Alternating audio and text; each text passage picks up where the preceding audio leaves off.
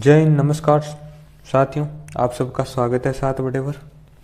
तो आज का हमारा टॉपिक है कि जो आगामी परीक्षाओं में जो सवाल है वो आने की पूरी संभावना रहेगी इन क्वेश्चनों में से। एसएससी के जो प्रीवियस ईयर की क्वेश्चन है वो करेंगे हम। तो जिसे कि दिल्ली पुलिस है, एसएससी, सीजीएल है, सीएचएसएल है, एमटीएस है, जीडी है, इन सब के लिए अति महत्वपूर्ण क्लास है। अर्थात जिस भी क्लास में जीके आती है या जीएस स्टैटिक आती है उसके लिए अति महत्वपूर्ण क्लास रहेगी।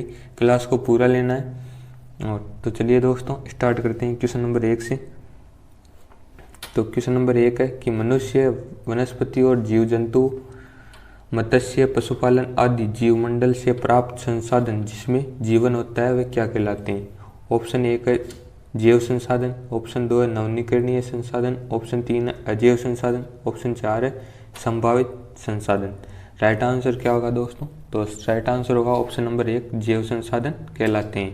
क्वेश्चन नंबर 2 है कि भारत का लौह पुरुष किसे कहते हैं। तो बाल गंगाधर तिलक को, लाला लाजपत राय को, सरदार वल्लभ भाई पटेल को या भगत सिंह को। राइट आंसर क्या होगा? राइट आंसर होगा दोस्तों ऑप्शन नंबर 3 सरदार वल्लभ भाई पटेल को भारत का लौह पुरुष कहते हैं। आगे बढ़ते हैं क्वेश्चन नंबर 3 में, जिसमें केरल में फसल कटाई में पर कौन सा उत्सव मनाया जाता है। तो लोहड़ी, पोंगल, ओणम या फिर वैसाखी। राइट आंसर क्या होगा? राइट आंसर होगा दोस्तों ओणम। राइट आंसर होगा फसल कटाई पर ओणम केरल में मनाया जाता है और पोंगल मनाया जाता है तमिलनाडु में। ये भी आप नोट कीजिएगा। क्वेश्चन नंबर 4 है कि ड्यूस शब्द किससे जुड़ा हुआ है, किसके साथ जुड़ा हुआ है। तो लॉन टेनिस से, क्रिकेट से, बेसबॉल से या फिर हॉकी से। राइट आंसर क्या होगा? राइट आंसर होगा दोस्तों ऑप्शन नंबर 1 ये लॉन टेनिस से जुड़ा हुआ है। आगे बढ़ते हैं क्वेश्चन नंबर 5 में कि कौन सी नदी एकमात्र प्राकृतिक जल स्रोत है जो रेगिस्तान के एक झील के अंदर से बहती है। तो लूनी नदी, काली नदी, गंगा नदी या फिर तीस्ता नदी। राइट आंसर होगा ऑप्शन नंबर 1 लूनी नदी है जो कि रेगिस्तान के एक झील के अंदर से बहती है और ये रेगिस्तान में लुप्त हो जाती है। क्वेश्चन नंबर 6 है कि युद्ध के दौरान वीरता के विशिष्ट कार्य प्रदर्शित करने के लिए दिए जाने वाला सर्वोच्च सैन्य सम्मान कौन सा है। तो महावीर चक्र, परमवीर चक्र, शौर्य चक्र या फिर सेना मेडल। राइट आंसर इसका क्या होगा? तो इसका सही जवाब होगा ऑप्शन नंबर 2 कि जब युद्ध के दौरान वीरता का प्रदर्शन किया जाता है तो परमवीर चक्र दिया जाता है जो कि यह सर्वोच्च सम्मान है वीरता में। आगे बढ़ते हैं क्वेश्चन नंबर 7 में कि हिमालय की ऊंची पर्वतमालाओं के घास के मैदान क्या कहलाते हैं। तो हरे घास के मैदान, मारू, भाबर या फिर बग्याल। राइट आंसर क्या होगा? ऑप्शन नंबर 4 बग्याल कहलाते हैं। क्वेश्चन नंबर 8 है कि 1793 में जमींदारी प्रणाली किसके द्वारा शुरू की गई थी। तो कर्जन, कॉर्नवालिस, क्लाइव या फिर कलिंट। तो राइट आंसर क्या होगा? ऑप्शन नंबर 2 राइट आंसर होगा कॉर्नवालिस द्वारा जमींदारी प्रणाली 1793 में स्टार्ट की गई थी। क्वेश्चन नंबर 9 में पढ़ते हैं कि किसे कोशिका का पावर हाउस कहते हैं। अति महत्वपूर्ण सवाल है, साइंस का है। और तो नाभिक को कहते हैं, कोशिका झिल्ली को कहते हैं, माइटोकॉन्ड्रिया को कहते हैं या गाल्जी निकाय को कहते हैं। सही आंसर होगा ऑप्शन नंबर 1 माइटोकॉन्ड्रिया को कोशिका का पावर हाउस कहते हैं। क्वेश्चन नंबर 10 है कि संविधान सभा की मसौदा समिति के अध्यक्ष कौन थे। जवाहरलाल नेहरू, BR अम्बेडकर, राजेंद्र प्रसाद या KM जोशी। तो राइट आंसर होगा ऑप्शन नंबर 2 जो बाबा साहब अम्बेडकर है ये संविधान सभा की मसौदा समिति है उसके अध्यक्ष थे। क्वेश्चन नंबर 11 है कि निम्नलिखित में से कौन सी नदी शिव समुद्रम जलप्रपात बनाती है। तो काली सिंध, कावेरी, तुंगभद्रा या फिर कृष्णा। सही जवाब होगा ऑप्शन नंबर 2 कावेरी नदी है वो शिव समुद्रम जलप्रपात बनाती है। क्वेश्चन नंबर 12 है कि पश्चिमी घाट की सबसे ऊंची चोटी का नाम क्या है। तो आपके पास ऑप्शन है कि महेंद्रगिरी, अन्नागुड़ी, बाबा बुदल या फिर डोडा बेटा। तो राइट आंसर होगा अन्नामुडी। राइट आंसर होने वाला है। आगे बढ़ते हैं क्वेश्चन नंबर 13 में कि राज्य नीति निदेशक सिद्धांतों के विचार को भारतीय संविधान के किस देश को से अपनाया गया है। तो दक्षिण अफ्रीका से, जर्मनी से, ब्रिटेन से या फिर आयरलैंड से। इसका सरल अर्थ समझे तो नीति निर्देशक तत्व है वो किस देश से लिए गए हैं दोस्तों? तो सही आंसर क्या होगा दोस्त? ऑप्शन नंबर 4, आयरलैंड से नीति निर्देशक तत्व लिए गए हैं। आगे बढ़ते हैं। क्वेश्चन नंबर 14 है कि निम्नलिखित में से कौन सा दिन मानव अधिकार दिवस के रूप में मनाया जाता है? तो 10 फरवरी को, 10 नवंबर को, 10 जनवरी को या 10 दिसंबर को। सही आंसर होगा ऑप्शन नंबर 4, 10 दिसंबर को मानव अधिकार दिवस के रूप में मनाया जाता है। क्वेश्चन नंबर 15 है कि निम्नलिखित में से नदियों में किसे दक्षिणी गंगा कहते हैं या दक्षिण गंगा कहते हैं? तो पेरियार नदी को, कावेरी नदी को, कृष्णा नदी को या फिर गोदावरी नदी को। राइट आंसर क्या होगा दोस्त? ऑप्शन नंबर 4 राइट आंसर होने वाला है कि गोदावरी नदी को दक्षिणी गंगा कहते हैं। आगे बढ़ते हैं। क्वेश्चन नंबर 16 है कि the long walk to freedom निम्नलिखित में से किसकी आत्मकथा है? तो मार्टिन लूथर किंग की, नेल्सन मंडेला की, अब्राहम लिंकन की या जॉन एफ कैनेडी की। राइट आंसर होगा ऑप्शन नंबर 2, जो नेल्सन मंडेला है उसकी जो पुस्तक है या आत्मकथा है वह है the long walk to freedom. आगे बढ़ते हैं।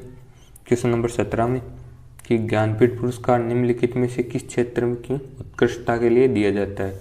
तो साहित्य के क्षेत्र में, सामाजिक कार्य के क्षेत्र में या चिकित्सा शास्त्र के क्षेत्र में या चलचित्र के क्षेत्र में। सही आंसर क्या होगा? ऑप्शन नंबर 1 है, ये साहित्य के क्षेत्र में दिया जाता है ज्ञानपीठ पुरस्कार। क्वेश्चन नंबर 18 है कि शुद्धि आंदोलन के संस्थापक कौन थे? स्वामी दयानंद सरस्वती, ईश्वरचंद्र विद्यासागर, स्वामी विवेकानंद या राजा राममोहन राय। तो राइट आंसर क्या होगा? सही जवाब है इसका ऑप्शन नंबर 1, स्वामी दयानंद सरस्वती द्वारा ये शुद्धि आंदोलन चलाया गया था और आर्य समाज की स्थापना भी स्वामी दयानंद सरस्वती द्वारा की गई थी, मुंबई में की गई थी। क्वेश्चन नंबर 19 है कि निम्नलिखित में से कौन सा विरासत स्थल वास्तुकला में बेहतरीन द्रविड़ शैली को दर्शाता है? तो ऑप्शन आपके पास बोध गया, कोणार्क, हम्पी या फिर अक्षरधाम मंदिर। तो राइट आंसर क्या होगा? ऑप्शन नंबर 1 है। ऑप्शन नंबर 3 है दोस्त, ये जो हम्पी है वह बेहतरीन द्रविड़ शैली को दर्शाता है, ऑप्शन नंबर 3। क्वेश्चन नंबर 20 है कि अशोक द्वारा नियुक्त धार्मिक अधिकारी किस नाम से जाने जाते थे? तो धम्म महामाता या फिर धम्माधिकारी या धम्माध्यक्ष या फिर धम्माधिकारी। तो राइट आंसर होगा ऑप्शन नंबर 1, धम्म महामता। तो राइट आंसर क्या होगा? धम्म महामता राइट आंसर है। क्वेश्चन नंबर 21 है कि निम्नलिखित में से किस उत्पाद को भारत में पहला भौगोलिक संकेतक या जीआई टैग किसे मिला था? तो किसे प्राप्त हुआ? तो ऑप्शन आपके पास जोआ चावल को, दार्जिलिंग की चाय को, मिर्चा मिर्च को या फिर रतलामी सेव को। राइट आंसर क्या होगा? जो ये दार्जिलिंग की जो चाय है इसको पहला जीआई टैग मिला था और कब मिला था ये आप बताइएगा, क्योंकि हमने आपको पहले ये बता रखा है। क्वेश्चन नंबर 22 है कि डबल फॉल्ट शब्द का प्रयोग किस खेल में किया जाता है? तो सही जवाब क्या होगा दोस्तों? इसका सही जवाब मैं ऑप्शन बता देता हूँ, कबड्डी, वॉलीबॉल, स्नूकर या फिर टेनिस। सही जवाब होगा ऑप्शन नंबर 4, टेनिस में डबल फॉल्ट नामक ये शब्द है उसका प्रयोग किया जाता है टेनिस खेल में। आगे बढ़ते हैं। क्वेश्चन नंबर 23 में कि दक्षिण अफ्रीका के शीतोष्ण घास के मैदानों को किस नाम से जाने जाते हैं? तो वेल्स, डाउन या फिर प्रेरीज या फिर पंपाज। तो राइट आंसर क्या होगा? ऑप्शन नंबर 1, वेल्स के नाम से दक्षिण अफ्रीका के जो घास के मैदान है उसको जाना जाता है। क्वेश्चन नंबर 24 है कि इनमें से हवा में नमी को कौन मापता है या किससे मापा जाता है? तो हाइड्रोमीटर, थर्मोमीटर, माइक्रोमीटर या हाइग्रोमीटर। तो सही आंसर होगा ऑप्शन नंबर 4, हाइग्रोमीटर द्वारा जो हवा की नमी को है मापा जाता है। एक हाइड्रोमीटर है, दोनों में कंफ्यूज मत होइएगा, हाइग्रोमीटर द्वारा जो हवा की नमी को मापा जाता है। आगे बढ़ते हैं। क्वेश्चन नंबर 25 में कि दोदा बेटा निम्नलिखित में से किस पर्वत श्रृंखला की सर्वोच्च शिखर है? तो ऑप्शन है विंध्याचल पर्वत, सतपुड़ा पर्वत, नीलगिरी पर्वत या अरावली पर्वत। राइट आंसर होगा ऑप्शन नंबर 3 कि नीलगिरी जो पर्वत है उसकी सबसे ऊंची चोटी का नाम दोदा बेटा है। आगे बढ़ते हैं। क्वेश्चन नंबर 26 में नटराज की कांस्य प्रतिमा किसके शासनकाल के दौरान निर्मित की गई थी? तो ऑप्शन है पांड्या, चेरा, पल्लव या फिर चोल। तो राइट आंसर क्या होगा दोस्त? चोल राजवंश के शासनकाल में ये जो नटराज की कांस्य मूर्ति है उसका निर्माण हुआ था। आगे बढ़ते हैं क्वेश्चन नंबर 27 में कि बांदीपुर राष्ट्रीय उद्यान भारत के निम्नलिखित किस राज्य में स्थित है? तो ओडिशा में, छत्तीसगढ़ में, कर्नाटक में या फिर तमिलनाडु में। सही जवाब होगा ऑप्शन नंबर 3, कर्नाटक में है यह बांदीपुर राष्ट्रीय उद्यान। आगे क्वेश्चन नंबर 28 है कि भारत की कृषि क्षेत्र में बेरोजगारी का प्रकार जहां आवश्यकता से अधिक नियोजित लोगों को रोजगार दिया जाता है उसको किस रूप में जाना जाता है? तो इसका कहने का अर्थ है कि वह कौन सी बेरोजगारी है जहाँ पर मतलब चाहिए तो कम आदमी लेकिन अधिक मतलब आदमी होते हैं। तो राइट आंसर क्या होगा? तो मौसमी बेरोजगारी, संरचनात्मक बेरोजगारी, सीमांत बेरोजगारी या प्रच्छन्न बेरोजगारी। तो सही जवाब होगा ऑप्शन नंबर 1, 4 जो प्रच्छन्न बेरोजगारी है उसे कहते हैं। क्वेश्चन नंबर 29 है कि बाली का सफर, बाली यात्रा भारत के किस राज्य में मनाया जाता है? तो केरल, तमिलनाडु, ओडिशा या फिर राजस्थान। सही जवाब होगा ऑप्शन नंबर 3 कि ओडिशा में बाली यात्रा मनाई जाती है। क्वेश्चन नंबर 30 है कि कुछ दिनों बाद पीतल और कांस्य की मूर्तियां हरी हो जाती है, उसका क्या कारण है? तो संसारण, अपक्षरण या अपघटन या फिर ऑक्सीकरण। सही आंसर होगा ऑप्शन नंबर 1, संसारण इसका कारण है। आगे बढ़ते हैं, जैसे कि लोहे का जंग लगना यह भी एक संसारण का उदाहरण है। आगे बढ़ते हैं क्वेश्चन नंबर 31 में कि पीएच स्केल की रेंज क्या होती है? तो 0 से 14, 0 से 7, 0 से 10 या 1 से 14। तो इसका जो राइट आंसर क्या होगा दोस्तों? ऑप्शन नंबर 4 राइट आंसर होने वाला है कि 1 से 4 तक की इसकी रेंज होती है। हाँ, तो आप सबने चौथा ही बताया होगा। इसका जो अधिकतर लोगों ने 4 आंसर दिया होगा। तो इसका जो राइट आंसर क्या होगा? ऑप्शन नंबर 1, 0 से 14 तक होती है इसकी पीएच स्केल की रेंज, न कि 1 से 14 तक होती है। ठीक है, इसे पढ़ते रहिएगा आप। क्वेश्चन नंबर 32 है कि मौर्य साम्राज्य की राजधानी कौन सी थी? तो राइट आंसर होगा पाटलिपुत्र, कुशीनगर, वैशाली या फिर इंद्रप्रस्थ। राइट आंसर क्या होगा दोस्तों? ऑप्शन नंबर 1 है जो मौर्य साम्राज्य की राजधानी थी पाटलिपुत्र। क्वेश्चन नंबर 33 है कि भारत का सबसे बड़ा बॉक्साइट उत्पादक राज्य कौन सा है? तो बिहार, झारखंड, उड़ीसा या मध्य प्रदेश। सही जवाब होगा ऑप्शन नंबर 3, ओडिशा है वह बॉक्साइट का सबसे बड़ा उत्पादक राज्य है। क्वेश्चन नंबर 34 है कि कलरीपट्टू किस भारतीय राज्य की प्रसिद्ध युद्ध कला है? तो कर्नाटक, केरल, तमिलनाडु या मणिपुर। सही जवाब होगा ऑप्शन नंबर 2, ये केरल राज्य की जो युद्ध कला है वह कलरीपट्टू। आगे बढ़ते हैं क्वेश्चन नंबर 35 में कि निम्न में से क्या राज्य सूची में शामिल है?